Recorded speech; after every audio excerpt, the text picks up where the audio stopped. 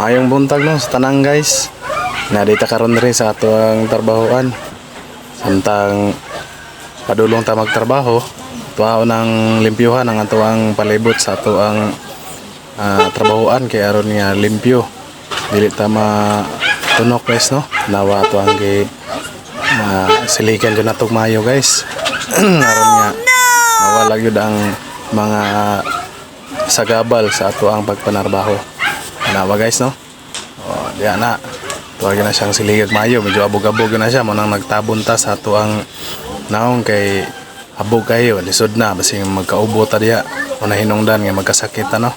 Na guys, tanawang palibot no. Medyo limpyo na gyud siya.